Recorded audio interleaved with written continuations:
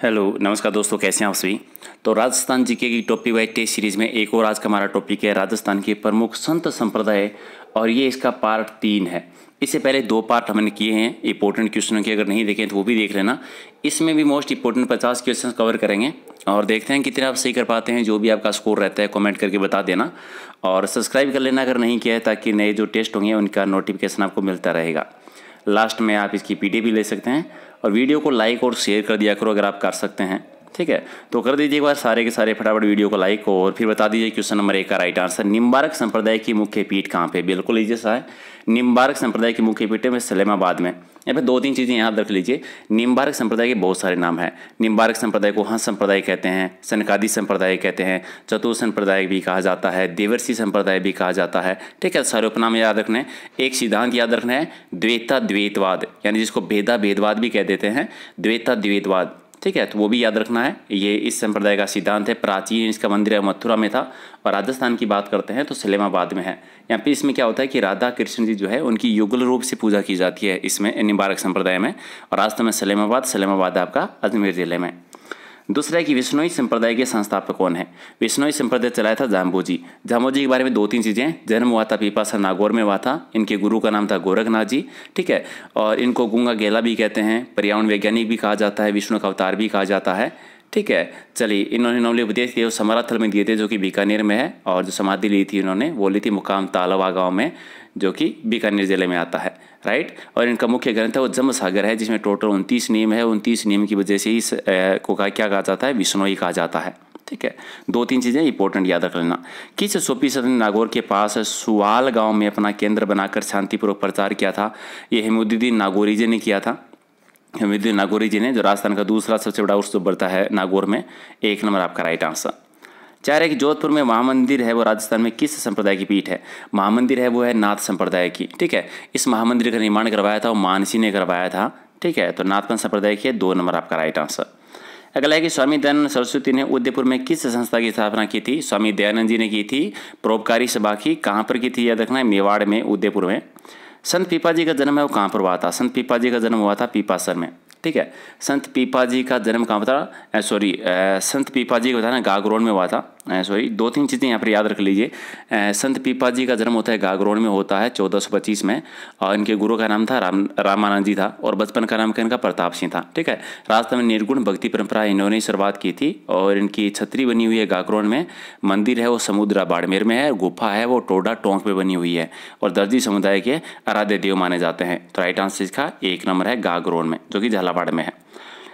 कटे हुए कान और जटा निम्न में से किस परिचायक प्रतीक होती है? ठीक है, कटे हुए कान और जटा, ठीक है, ये किससे संबंधित है? और ये आपकी आती है अघोड़ जोगी जो है उनसे संबंधित। 3 आपका राइट आंसर। अगला है कि राजस्थान के कौन सा प्रसिद्ध संत है बीकानेर में कतरिया सर से संबंधित है? बीकानेर के कतरिया सर से कौन है? जसनाती है, सिद्ध जसनाती समर्थित है। और जसनाथ जी के बारे में कतरिया सर में इनका जन्म हुआ था। वहीं पर नॉर्मली सिकंदर लोधी है जिन्होंने जमीन दी थी। कतरिया सर मंदिर बना हुआ है। अग्नि नृत्य का संबंध इन्हीं से है। और कितने नियम है इनके? 36 नियम आते हैं। अगला है कि कामा भरतपुर में वैष्णव के कौन से आराध्य देव का प्रसिद्ध मंदिर है? कामा भरतपुर में, और कामा भरतपुर में बना है गोकुल चंद जी का। गोकुल चंद जी का 4 नंबर आपका राइट आंसर। 10 है कि कपिल मुनि की तपोभूमि श्री कोलाई जी कहाँ पर है? बीकानेर में है। कोलाई जी कपिल मुनि की तपोभूमि है। उन्होंने सांख्य सिद्धांत का प्रतिपादन किया था, अगर आपको याद है, सांख्य दर्शन का। और यहीं पर कोलाई झील भी है जहाँ पर कपिल मुनि का मेला भी बढ़ता है कार्तिक पूर्णिमा को, और ये जंगल प्रदेश का सबसे बड़ा मेला आता है, वो भी याद रखना है। अगला है कि बीकानेर जिसके तीर्थ स्थल पर सिख धर्म के संस्थापक गुरु नानक देव जी पधारे थे, ठीक है। तो नानक देव जी कहाँ पर पधारे थे? बीकानेर में, और ये आए थे श्री कोलाई जी में। कोलाई जी में आए थे। 4 नंबर आपका राइट आंसर। 12 की कौन सा संप्रदाय पर्यावरण सुरक्षा हेतु प्राणों तक का बलिदान कर देता है? तो बिश्नोई संप्रदाय में आता है, ठीक है। जामोद जी के बारे में पढ़ा था हमने, पर्यावरण वैज्ञानिक हैं। तो राइट आंसर आपका 1 नंबर। अगला है कि जसनाती सिद्धों की समाधियाँ क्या कहलाती है? जसनाती सिद्धों की समाधियों को कहते हैं बाड़िया कहलाती है। तो 2 नंबर आपका राइट आंसर। 12 की सहजोबाई के गुरु का नाम बताना है। सहजोबाई के गुरु कौन थे? चरणदास जी थे। चरणदास जी थे। 3 नंबर आपका राइट आंसर। 15 की इनमें से कौन सा मीराबाई का जन्म स्थल है? मीराबाई का जन्म है वो कहाँ पर हुआ था? कुड़की में। कुड़की, तो राइट आंसर आपका हो जाएगा 1498 में हुआ था, अगर आपको याद है, ठीक है, रतन सिंह के घर पे, और इनका विवाह हुआ था 1516 में भोजराज के साथ। भोजराज था राणा सांगा का बेटा। 1516 में हुआ था। जब वो विधवा हो जाती है तो दासी संप्रदाय की वो शुरुआत करती हैं। अगर आपको याद है, उनके गुरु थे संत हरिदास जी, जिनकी छतरी बनी हुई है चित्तौड़गढ़ के दुर्ग में। अगला कि किस संत ने प्रारंभ में आजीविका हेतु डकैती का मार्ग अपनाया था? डकैती का मार्ग किसने अपनाया था? हरिदास जी ने अपनाया था। हरिदास जी 3 नंबर आपका राइट आंसर। नेक्स्ट है कि जसराज जी ने कितने वर्ष की आयु में कतरी आश्रम में जीवित समाधि ली थी? उन्होंने जीवित समाधि ली थी 24 वर्ष की उम्र में। 12 वर्ष तो उन्होंने तपस्या की थी, तो 3 नंबर आपका राइट आंसर। अगला है कि किस लोक संत को पर्यावरण वैज्ञानिक के नाम से जाना जाता है? जाम्बोजी को। जाम्बोजी को कहते हैं पर्यावरण वैज्ञानिक कहते हैं। और विश्नोई संप्रदाय आपको याद होगा। राम शनि संप्रदाय का चौथा राम द्वारा बताना है। राम शनि संप्रदाय का चौथा राम द्वारा है वो खेड़पा है। खेड़पा कहाँ पर है? जोधपुर में है। सींतल है, ये बीकानेर में आता है। शाहपुरा भीलवाड़ा में आता है। और एक रेण शाखा है। रेण शाखा है वो कहाँ पर है? वो नागौर में है। ठीक है, राम शनि की मुख्य शाखा शाहपुरा भीलवाड़ा में, और चौथा स्तंभ खेड़पा आता है। खेड़पा आता है जोधपुर में। सींतल है बीकानेर में। एक रेण शाखा है जो कि नागौर में है। सारी याद रखो। अगला है कि संत रामदास जी के द्वारा रचित ग्रंथ बताना है। रामदास जी ने कौन सा ग्रंथ लिखा है? तीनों ही ग्रंथ है वो रामदास जी के हैं, तो डी आपका राइट आंसर। चलिए, इनमें कौन सा नाथ संप्रदाय के महान संत रहे थे? नाथ संप्रदाय के जो महान संत रहे थे, भर्तृहरि जी रहे थे। ठीक है, भर्तृहरि जी, तो राइट आंसर का 4 नंबर। चलिए, किस संप्रदाय में साधु को विष्णु स्वामी कहा जाता है? किस संप्रदाय में साधु को विष्णु स्वामी कहते हैं? ये गोकुल चंद जी, जो कि कामा भरतपुर में है। पढ़ा था मैंने कि कामा भरतपुर में किसका वैष्णव संप्रदाय के किस संत का मंदिर है, ये पढ़ा था। वही क्वेश्चन है ये। 4 नंबर आपका राइट आंसर। कौन सा पंथ या संप्रदाय सैगुण भक्ति धारा से संबंधित नहीं है? सैगुण भक्ति धारा कौन सा संबंधित नहीं है? दरिया पंथ नहीं है, बाकी तो है, तो 3 नंबर आपका राइट आंसर। सुंडा माता का मंदिर जहाँ पर भगवान शिव की मूर्ति है वो किस संप्रदाय की है? सुंडा माता में भगवान शिव की मूर्ति है, इनका संबंध है लकुली से संप्रदाय। लकुली संप्रदाय, जिसको पाशुपात संप्रदाय भी कहते हैं, इसकी शुरुआत की थी लकुलिस जी ने। और नॉर्मली इस संप्रदाय की मुख्य शाखा है वो है एक लिंगनाथ जी का जो मंदिर है कैलाशपुर उदयपुर में, बप्पा रावल ने बनवाया था वही। 25 है कि कालबेलिया जाति है वो किसी अपना गुरु मानती है? कालबेलिया जाति अपना गुरु मानती है वो कानपानाथ जी को मानती है। 1 नंबर आपका राइट आंसर। अगला है कि गोरखनाथ जी के पंथ में दीक्षित होकर गोखमालिया ने 12 वर्षों तक कठिन तप किया था और ज्ञान की प्राप्ति की थी। उन संत का नाम बताना है। उनका संत का नाम क्या था? संत जसनाथ जी था। ठीक है, जिन्होंने 24 वर्ष की उम्र समाधि ली थी, तो 1 नंबर आपका राइट आंसर। गौरांग महाप्रभु चैतन्य का संबंध किस राज्य से है? महाप्रभु चैतन्य जी का संबंध जो है वो किस राज्य से आता है? ये बिलोंग करते हैं पश्चिमी बंगाल से, तो राइट आंसर आपका 4 नंबर। नेक्स्ट है कि पूर्णप्रज्ञ भाष्य की रचना है वो कर द्वैतवाद का प्रतिपादन किसने किया था? द्वैतवाद का प्रतिपादन किया गया था माधवाचार्य जी ने किया था, स्वामी माधवाचार्य जी ने, तो राइट आंसर का 3 नंबर। अगला है कि ब्रह्म संप्रदाय और परम ब्रह्म संप्रदाय निम्न में से किस पंथ के अन्य नाम है? ब्रह्म संप्रदाय या परम ब्रह्म संप्रदाय जो है ये किसके नाम है?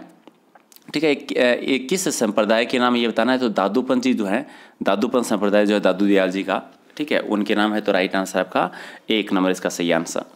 अगला है कि राजस्थान में गौड़ीय संप्रदाय की जो मुख्य मंदिर है गौड़ीय संप्रदाय का वो कहाँ पर है? और ये जयपुर में बना हुआ है, जयपुर में ही है, तो राइट आंसर आपका 3 नंबर। अगला है कि ईश्वर सैगुण है वह विष्णु है, इसका स्वरूप सत चित्त और आनंद स्वामी माधवाचार्य जी ने 12वीं सदी में प्रवर्तित किस संप्रदाय के दर्शन में ये बात कही थी? और माधवाचार्य जी ने कहा था गौड़ीय संप्रदाय, जो हमने पढ़ा था। 4 नंबर आपका राइट आंसर। संत दादू जी की जन्मस्थली बतानी है। संत दादू जी का जन्म कहाँ पर हुआ था? दादू जी का हुआ था अहमदाबाद में। 2-3 चीज़ें फटाफट बता देता हूँ मैं। दादू दयाल जी का जन्म होता है अहमदाबाद में 1544 में। इनका बचपन का नाम था महाबली। गुरु थे इनका बुद्धाराम जी, जिनको वरदानंद जी भी कहते हैं, कबीर जी के पुत्र थे। और दादू दयाल जी को भी राजस्थान का कबीर कहा जाता है। 1574 में ये सांबर में आते हैं, सांबर राजस्थान में। वहाँ पर दादू पंथ की शुरुआत करते हैं, जिसको ब्रह्म संप्रदाय भी कहते हैं, परम ब्रह्म भी कहा जाता है, नीपंक संप्रदाय भी कहा जाता है। और मुख्य पीठ थी नारायणा में, नारायणा है जयपुर में। इनकी मृत्यु हुई थी फुलेरा में, फुलेरा ही है, वो भी जयपुर में बनी हुई है। ठीक है, कब हुई थी मृत्यु? 1603 के लगभग हुई थी। दादूवाणी, दादू रद्दुहा, हरडेवाणी, ये सारे इनके ग्रंथ हैं जो कि ढूंढाड़ी भाषा में है। 5 इनकी शाखाएं आती है, खालसा, विरिक्त, उत्तरादे, खाकी और नागा। और 5 इनकी तीर्थ है, पंचतीर्थ, कल्याणपुर, नारायणा, बराना, सांबर और अजमेर। सारी चीज़ें याद रखिए। अगला एक संत दादू जी की वाणी का संग्रह है। ठीक है, दादू जी की वाणी का संग्रह है वो किस में है? हरडेवाणी में है, जो अभी ग्रंथ बताया था मैंने। 4 नंबर आपका राइट आंसर। निम्न सैगुण भक्ति धारा का प्रचारक संत बताना है। सैगुण भक्ति धारा के प्रचारक संत रहे थे निम्बाकाचार्य जी, तो राइट आंसर का 4 नंबर। 35 है कि जाम्बोजी के शिष्य बताने हैं। जाम्बोजी है वो किसके शिष्य थे, यानी जाम्बोजी के गुरु का नाम बताना है। अभी भी आपको बताया था गोरखनाथ जी के शिष्य थे, गोरखनाथ जी इनके गुरु थे, तो 2 नंबर आपका राइट आंसर। जंब सागर का संबंध है वो किस संप्रदाय से है?